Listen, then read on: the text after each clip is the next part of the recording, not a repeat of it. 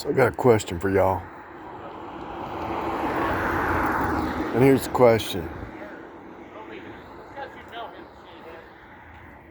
If something starts out as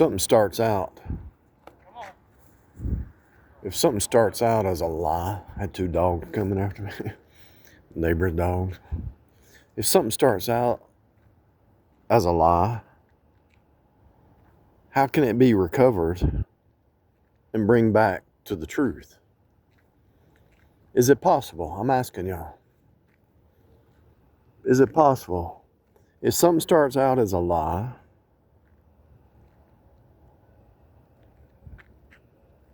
how can it be recovered?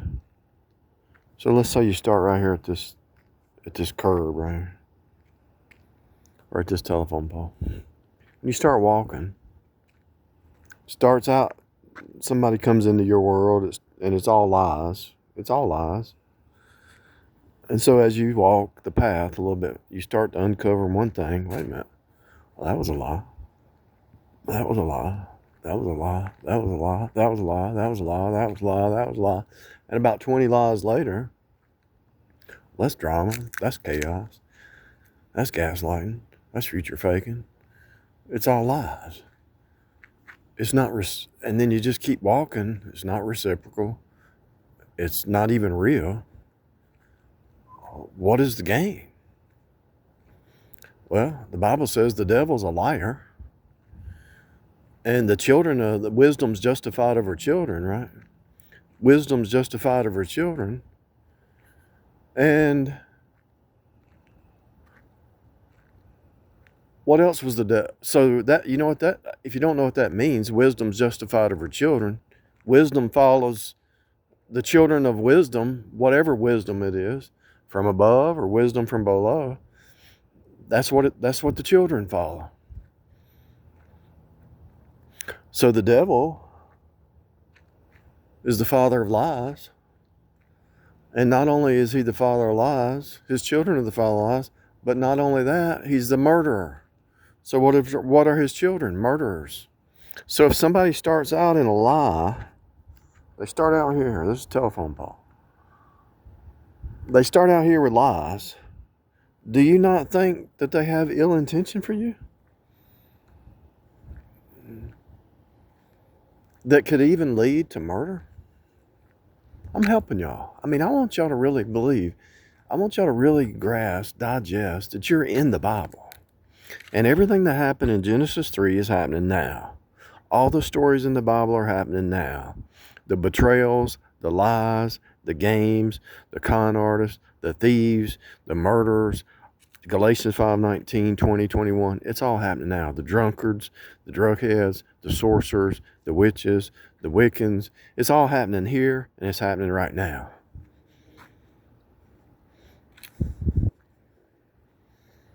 And do you really believe in this day and time that people are not going to be exposed for their lies? I mean, as we see the day approaching, as we approach the revelation of Jesus, there's more truth and more truth and more revelation and more revelation. And so there's more stuff being revealed. Narcissism, psychopaths, the Jezebel spirit, the Delilahs, all of it's being revealed right here, right now. Even as I'm speaking, I'm revealing it to you. Some people out there might not have heard that if the devil was the father of lies and he's a murderer, then anybody who's lying to your face and trying to deceive you into some kind of weird thing, they probably have evil in their heart towards you, even to the possibility of murder. A chronic liar is what? A psychopath. A chronic liar is what? A child of the devil. Is the devil a psychopath? Yeah. Now, if you hired somebody and you gave them a 90-day test, whether they're going to stay on or not, and that person's lying and causing drama. Now, we're talking about on a job. If you hire somebody, you give them that 90-day probation period, and during that 90 days, you're testing them. The Bible says try the spirits, right? And they're lying. They're not following through. They're future faking. They're not doing reciprocal. They got to give work to get a check. They're just getting a check and not doing any work. It's not reciprocal. Would you fire that person? Yeah. Now, why do you let somebody in your life, some person that is doing everything that a bad employee does that you would fire, why would you let them into your world, into your life? They're worse than any employee that you would hire. They're worse than any bad employee that you've ever had that you would fire. Why would you let them into your house, your home, your life, your space, or whatever? Why would you not try the spirits? Why do you feel sorry for them? If you wouldn't do it on a business or on a job, why would you do it in your personal life? And when they try to come up to you and say, well, you can't be so mean or judgmental or whatever. If I was going to hire you as an employee and I would fire you in a split, you think with your character so bad that if you were an employee, I would fire you. You think I'm going to trust you and keep putting up with junk? You think I'm going to put up with that? Would you do it, people? I'm trying to wake y'all up to this game. If you have employees, bad employees, where they're causing drama and trouble and fighting and accusing others and creating scenarios that shouldn't even be created, fake reality bubbles and causing drama. Recently, somebody's stepped out of an environment. I can't talk about what it was, but it was here in this city. Somebody stepped out of an environment, and as soon as they left, all the drama went away. And I was telling somebody today about it. I said, did you notice that since this person left, all the drama's is gone, completely gone?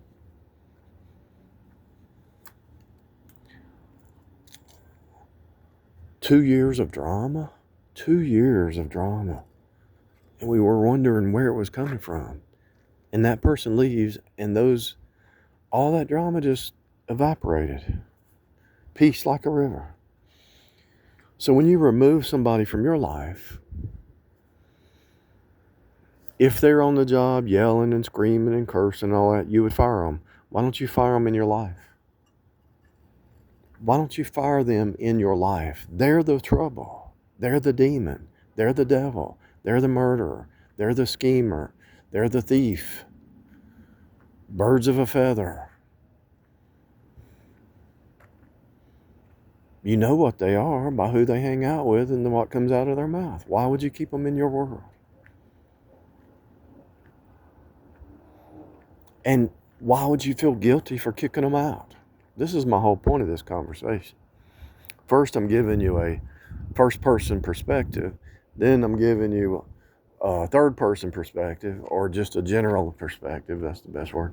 Why would anybody keep anybody in their world that is trauma, trouble, toxic, lying? And if they're lying, they're cheating. Lying, they say, if I'm lying, I'm dying. Yeah. If they're lying, you're dying. They could be trying to get you in trouble, cast something onto you, throw something onto you. They don't care about your sleep. They don't care about your health. They don't care about any kind of tit for tat, reciprocal, do unto others as you'd have them do unto you. It's all about take. It's all about me, worship me, me, never giving back. If you really think about it, people, there's people in your world that if you write it down on a piece of paper, and I did this last night, I wrote down all the good things and all the bad things, and I had about 4 good things at the most, and I had about 50 bad things. And I looked at that piece of paper and I said, how did this even happen? And sometimes you have to tell yourself the truth. And you have to step back and ask yourself, how did that happen? Because they weasel in, right? They ease in. They weasel in little bit by little bit. And the future faking and the lies and the half-truths and the illusion, the fake reality bubble starts to reveal itself. And you have to be brave enough to take the pill, the truth pill. Do you want the blue pill or you want the red pill? You take the red pill, you eat it, and you see past the illusion. They already chose the blue pill. They were trying to give you the blue pill, and you chose the red pill. And they're living in the blue pill, and everybody around them's living in the blue pill and enabling their insanity. And you step back, you take the red pill, and you get free.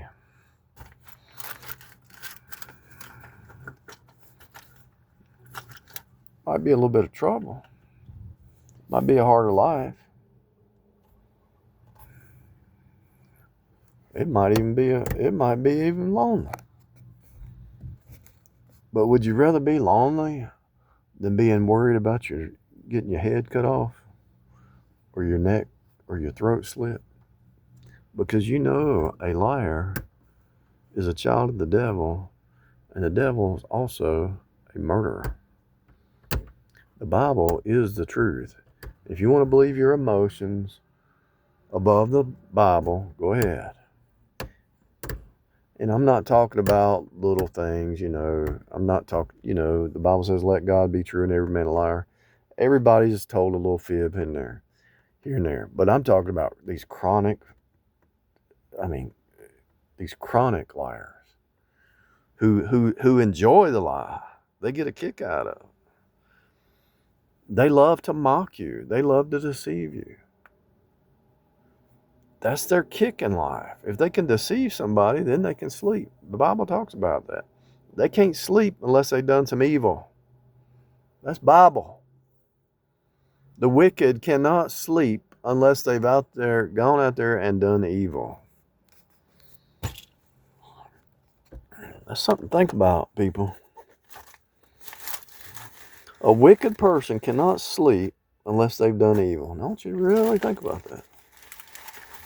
Do you want to believe the Bible, or do you want to believe your feelings or your emotions or what somebody's saying? Some kind of game somebody's trying to play on you, And these evil people, they never work together. So somebody's working with them. The question is, who? And you ask God to reveal who's working with them. And usually they'll say the same phrase or they'll act the same because the birds of a feather flock together. Birds of a feather talk the same talk. So you just watch around your surroundings and you can actually see who's working with these people. And if they're not, and a lot of times the same spirit will jump on them. Let's say somebody's mocking you or something. And this other person's mocking you. You don't think they're connected, even if they're not, the same spirit's in them. So, long story short, I'm just throwing that out there for the people who are straddling the fence about this.